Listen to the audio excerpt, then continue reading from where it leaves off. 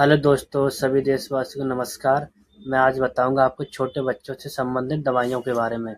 जो छोटे बच्चे होते हैं उनके बार-बार बलगम आती है, खांसते हैं, गले में दिक्कत हो जाती है, उससे रिलेटेड मेडिसिन के बारे में आपको बताऊंगा।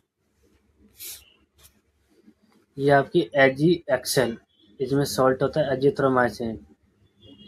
ये एक एंटीबायोटिक दवा होती है। ये हमें दवा दिन में 2 बार देनी चाहिए, 3 से 4 ml।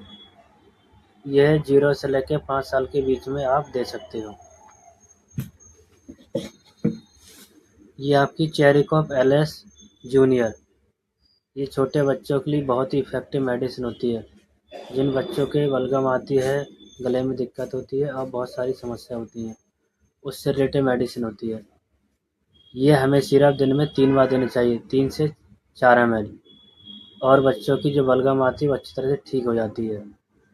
जुकाम होता है और भी बहुत सारी परेशानी होती है, उसमें बहुत ही इफ़ेक्टिव मेडिसिन होती है।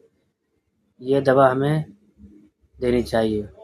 और अधिक जानकारी के लिए अपने नियरेस्ट डॉक्टर से संपर्क करें। थैंक यू, धन्यवाद।